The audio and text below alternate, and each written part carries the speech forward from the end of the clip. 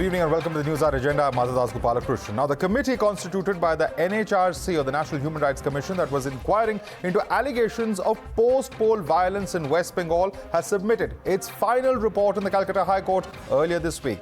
Details are now emerging regarding the contents of the report. The panel formed after High Court orders has made some scathing observations in its submissions, going as far as to imply that there is law of the ruler and not rule of law, quote-unquote, in Bengal. Now, this has blamed the state government, the bureaucracy, and even the police for dereliction of duty. The TMC, however, is questioning the locus standi of the panel. As per the order of the Honorable High Court, today we have received the report from the National Human Rights Commission, the final report which has been filed.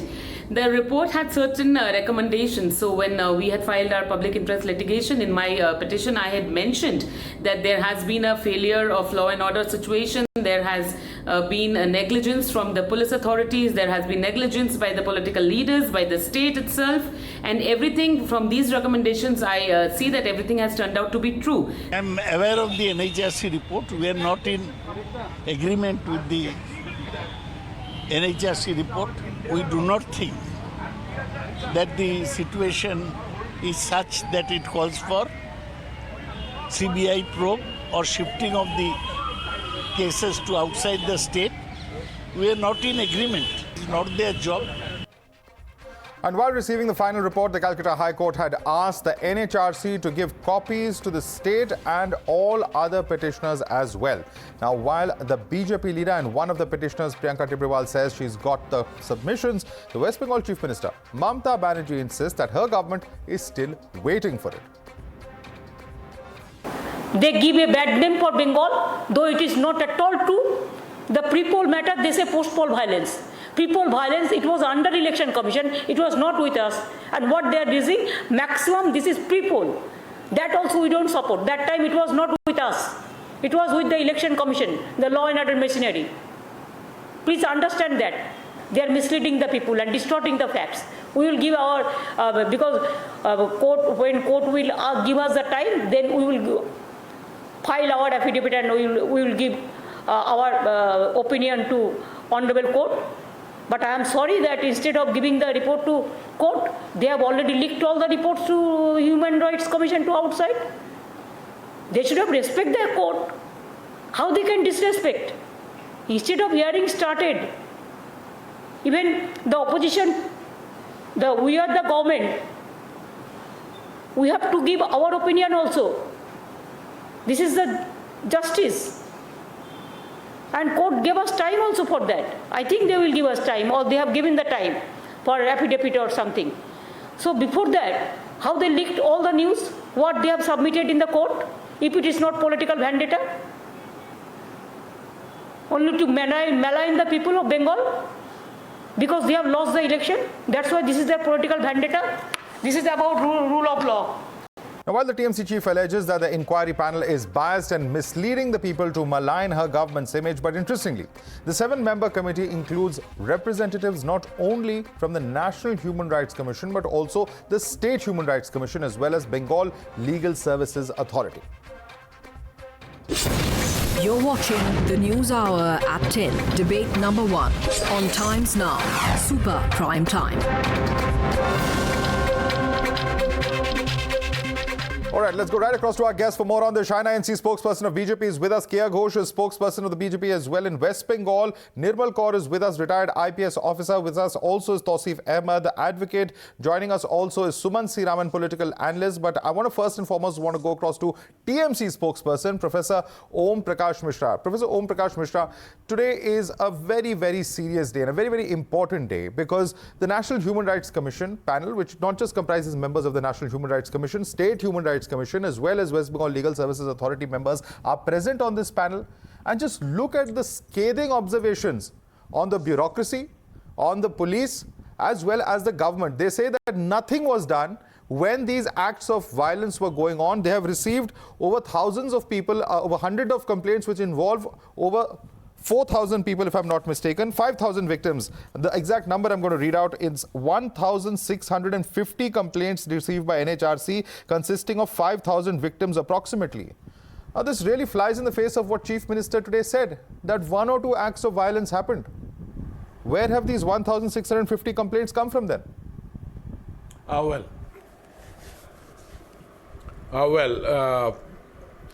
First is that let it be acknowledged that the NHRC is supposed to report to Calcutta High Court, and they have submitted a report. Now this report very conveniently has been leaked out. So therefore, we cannot comment on the substance and the content of the report before it is discussed in the High Court or it is presented in the High Court, and then we get to know. Secondly, it is the Calcutta High Court that can take a call Sir, let on me the stop you right content here. of the report. Let me stop you right here because the NHRC has issued a statement. What you're saying, I'm going to give you a chance to rebut this, but let's just listen to what the NHRC is saying to this particular charge that you are mentioning. The NHRC has refuted allegations, and I'm quoting from what the NHRC has said today. NHRC says it refutes allegations in a section of media regarding leakage of the report relating to the post-poll violence in West Bengal. This has already shared the copy of the said report with the advocates of the concerned parties in this matter in accordance with the directions of the Honorable Calcutta High Court. So where is the question of convenient leakage, sir? It has been shared with the advocates of all the parties, says the NHRC. Yeah, it is. So where is the question of leakage? It is. And I am very emphatic. Can I now respond to you? Please go ahead, sir. Please tell us. I am very emphatic that this has been leaked in a most partisan way, in a most biased way. In fact, we have also heard one of the NHRC committee member, Mr. Rashid, he has been making rounds of different television channel studios, making many different types of allegations, even to the extent of saying that Mamata Banerjee may have leaked the report. So therefore, we do know where the NHRC stands and what it has done. Now, so far as the pre-poll violence is concerned, now when you talk of the violence, sir, you know, this is one confounded allegation against another. I'm going to allow the BJP to respond to that because I don't know what basis you're making such a charge, questioning the NHRC. No, election commission is responsible for the violence that happened here under the. I'm sorry, sir. Again, this is a half truth that is put around. Yes, election commission is in charge of shifting out officers who they may feel do not ensure a level playing field, and that is the limit of the mandate of the election commission. Administratively, whoever is the chief minister or the minister in charge of the department cannot take a policy decision, but they are administratively in charge of it. Let's not allow half truths to be perpetrated. Election commission has a role during polls, but this is not a complete truth that it is completely under the election commission. If the chief minister who was in charge of the home ministry wanted, she could have done a lot. I don't want to get into this debate, sir. Let's not go down that road. Let's stick to the facts in the NHRC report that have come out today. I'm going to give a chance to the BJP spokesperson to rebut you. Shaina NC. All right. You can bring in other. Sir, I've waited my turn. The report of the National Human Rights Commission clearly says that the panel has recommended a CBI probe because the grievances and the offences are very heinous in nature, be it murder, be it rape. And these took place, we're not just talking about pre-poll, we're talking about post-poll violence. And if you believe that the law of the ruler is the rule of law, then that doesn't work. It is the Calcutta High Court submitted to the panel, the observations which were submitted to them. The report has criticized Mamata Banerjee ji for failing to contain the political violence that erupted and the Trinamool Congress's victory in the assembly elections. We've seen victory and we've seen defeat, but we haven't seen this kind of an expanse of violent incidents. And Bengal reflects the appalling apathy of not just the state government, but also the plight of the victims. And the panel has recommended that there should be a CBI probe. Now, if you look at the observations of the incidents that took place and the larger picture of the so-called organized violence by supporters of the ruling party, I think it is against the people of this country. It's a retribution against people who dared to support Right. the major And parties. where does this lost demand for the CBI probe come in? I just wanted to It go is through the not just observations about that have been made as far as the BJP state police are it's about concerned. the rule And this of is a law. question for Tausif Ahmed. Tausif Ahmed, respond to this. These are very scathing observations as far as state police is concerned. The police has been grossly derelict, if not complicit, in the violence. Haven't even visited the sites of many of the violent incidents, didn't collect any evidence or record statements, let alone FIRs. They further asked for, action against those officers who have, been derelict as far as their duties are concerned. These are extremely serious allegations that have been, or findings as far as the NHRC committee is concerned. Now, this isn't any other body. This is a constitutionally and statutorily mandated body that has found these, this as part of a process of law on the orders of the High Court. Surely, the demand for the CBI inquiry in this, in the backdrop of such charges or findings, becomes that much more serious, Tausif. No, first of all, the contents of the alleged report we are discussing today has to be first, authenticated. Be that as it may, let us discuss whatever it is right now. The recommendations by NHRC are not binding on the High Court, and these are the recommendations by committee, not the court. If you're talking about scathing remark on police, very recently, Delhi High Court had made a scathing remark on the conduct of Delhi police, which is under the Ministry of Home Affairs. So two wrongs make a right. Shah. And not, so two wrongs make a right. Your police is bad, therefore our police is also bad. Let the sit-ins suffer. Let the human rights be damned. Let human rights be damned. Let human rights should only be protected in other parties and other states, not in state governments that are ruled by us. That is your logic today on national television. Is that it, Tausif? Logic, I'm giving you the logic. Logic is that the more NHRC committee members speak, the more he exposes about his biasness, about how callous and how political he has been. Sir, one thing that I fail to understand, the Election Commission is biased, courts are biased, the Human Rights Commission is biased. Tomorrow if the High Court judgment goes against the TMC, if the High Court goes against the West Bengal government, then the High Court will also be biased. NHRC where does this end? Limited role to play. NHRC had a very limited role to play, was to reduce its finding. Go and speak to the victims, reduce your finding and present the report to the court. Sir, what do you want the NHRC to do? They should defy the High Court order. Should the NHRC have defied the High Court order? How did this come to the media? Sir, should the NHRC have defied the High Court's orders? You are a lawyer. You are a lawyer, Tausif. You are a lawyer. Please answer my question. Should the NHRC have not obeyed the High Court's order? Is that your logic? Bengal and what are we talking here? And these observations, which are not even binding on the High Court. They may not be binding, but they certainly don't make the TMC government look very good, unfortunately. That is unfortunately the state of affairs. Sir, we are only quoting from the report and discussing the contents of the report. There is no question of any propaganda. If there have been human rights violations that have been found by the National Human Rights Commission, then it is surely a national issue that has to be discussed. Let me get in Kiya Ghosh, who is the spokesperson of the West Bengal BJP. Kiya Ghosh, this is the logic that is being put forth by Tausif, that there is no mandate here for the NHRC. He is ignoring very conveniently the fact that there are High Court orders in regard to the same. See, this is the pattern TMC usually operates in.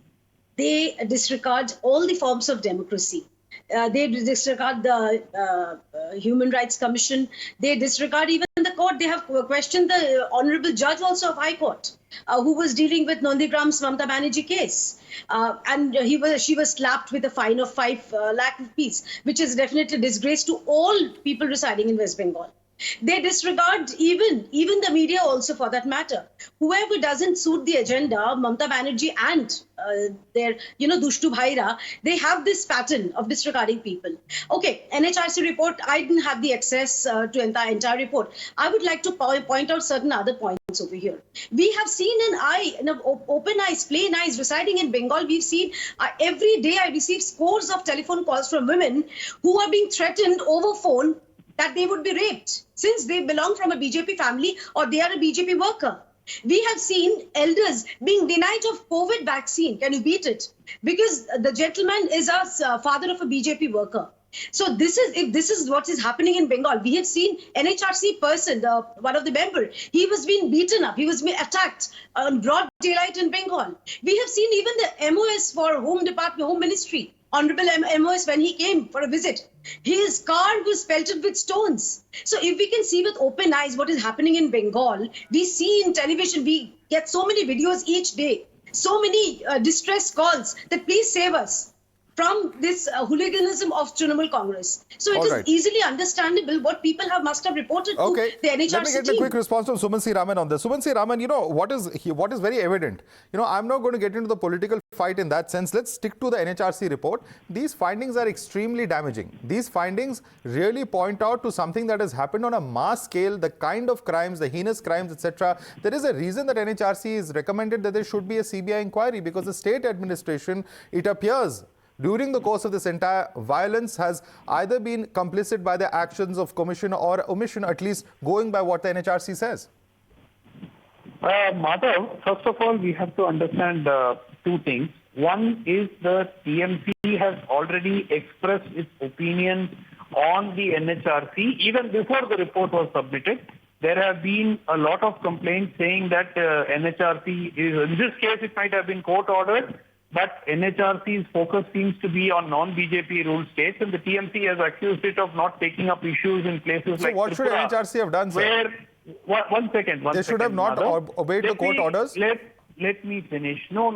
I'm saying that they have accused them in other cases of ignoring violence and reports and complaints which are received from non-BJP states or BJP ruled states, and they focus their energies on the non-BJP ruled states. So that is an accusation that has been made. Now, the second point that I really want to put across is that forget about the composition of the commission. One of the members apparently alleged that he was assaulted. One of the members of this NHRC committee said that he was assaulted and set upon by goons. And subsequently, he was asked to he was asked whether he had given a police complaint, and the police confirmed that no complaint at all had been received. Okay. So there are serious. Let me get Nirmal Kaur on this.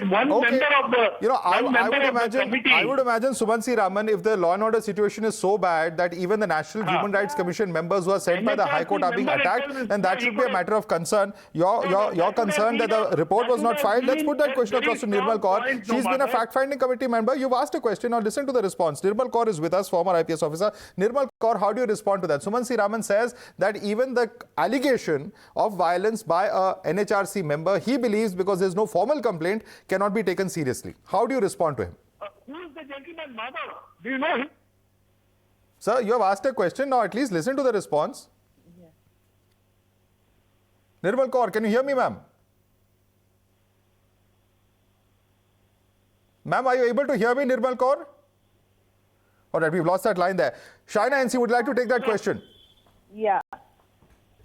So I think the report basically observes that there are some people, some personnel within the government that remain mute spectators when the others were apparently most complicit in the most violent of incidents. So you're not doing justice to anyone.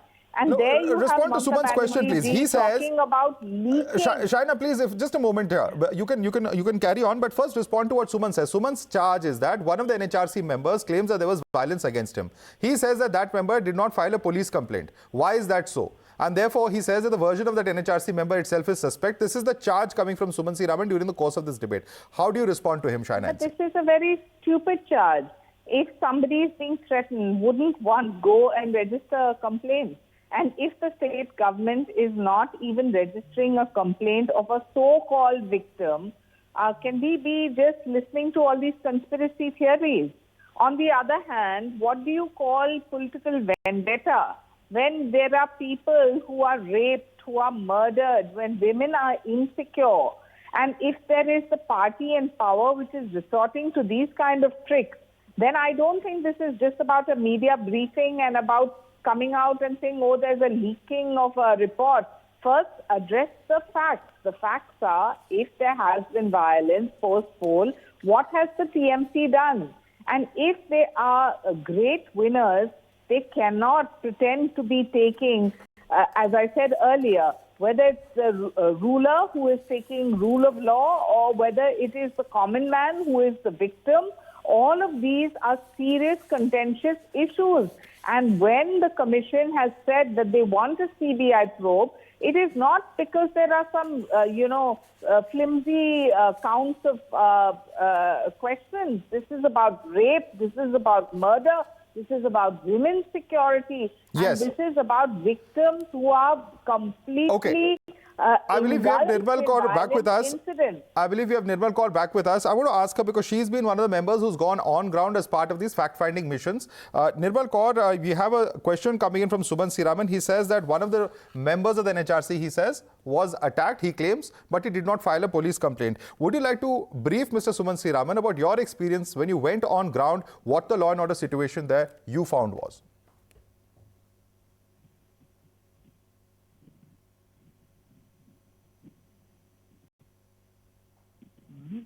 Can you hear me, ma'am?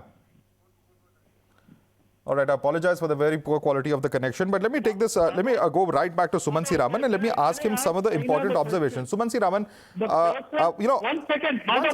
one second, listen to my question, sir. You asked a question, you heard the response. Can you please listen to my question now? This is what has been said as far as the bureaucracy is concerned. Spate of violence shows a politico-bureaucratic criminal nexus.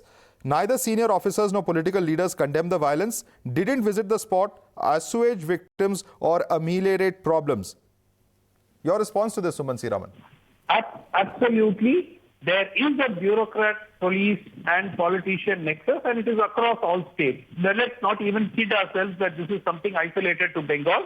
It happens across multiple states. Of course, in this post-poll violence is normal, sir? No, one second. No, nobody is normalizing it. Madhav, my question to Shaina is, particularly because this person who did not give a complaint was, look at the amount of one gentleman called Mr. Atif Rashid, who is from the National Minorities Commission, and his Twitter handle is Has there Atif ever been a BJP. state government that has remained as news? BJP. Just for the reference of our viewers, you were referring to a short while ago. I'm just going to come in. I'm going to let Shaina continue after that. These are pictures of what happened with the NHRC team actually visited on ground in West Bengal. Those are pictures of them being heckled, people saying go back. All of this is what happened, and this is caught on camera. We leave it to our viewers to decide about whether this is how an NHRC team is to be treated anywhere in the country where they go to. And I'm going to allow Shaina to continue now. Yeah, Shaina. So I just want to ask one question because Sumanji obviously has his own agenda, which is established debate after debate. But that apart, if a report observes that the state government is a mute spectator, you are saying this happens in all states. Every state that has gone to elections, there's been victory, there's been defeat, but nobody has remained complicit. And especially when there are violent incidents, and then you only go on record saying that, oh, this is leaking of a report. Why shouldn't this be in the public domain if there are victims who are just being treated by absolute remorse because the state government are mute spectators of violent incidents, and these are incidents against women, these are incidents against minorities, the RSS... Well, serious incidents of violence, and Professor Mishra, I want you to come in because, it's all right to raise questions. You want to raise questions against the NHRC, that's fine. But this is what the High Court has said earlier. I'm quoting date-wise, all right? This is on the 2nd of July. This says that the state has been in denial mode over post-poll violence. On the 21st of June, state's conduct doesn't inspire confidence of this court. On the 18th of June, state has denied post-poll violence from the very beginning. Now, if these are observations that are being made by a constitutional court, a high court, then surely this is a huge matter of concern. It is not without any reason that the NHRC report has found what it has found, because these are observations that the court has itself prima facie made. You are very right. Observations. In fact, Calcutta High Court had also observed that the role of the state government is very exemplary. After Mamata Banerjee became the Chief Minister for the third time, Calcutta High Court observed that the administration is very positive so far as its response to incidents of violence are concerned. That is also observation. Now, with regard to any particular specific order, as soon as the NHRC report is submitted before the court, I am sure that the state government would be called upon to respond. and we shall be, and state government shall be responding.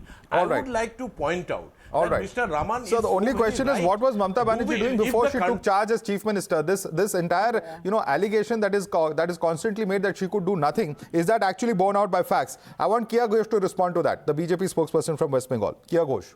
I'll just take 10 seconds of your time and respond to Mr. Om Prakash Mishra that the same Calcutta High Court ordered the state government to ensure that those people, those BJP Karyakartas who had to leave home, they had to be returned safe to their home. Though it's a different story that once they return to their home, they are again being beaten up. We have seen numerous instances. So I just wanted to remind him of this also. All right, we are completely out of time. On that note, I'd like to thank all of you for joining us. Shaina NC, Kiya Ghosh, as well as Nirmal Kaur, who we unfortunately could not speak to. Tausif Ahmed, Professor Om Prakash Mishra, Dr. Suman C. Raman stays with us for the next debate, as well as Shaina NC in just a few seconds.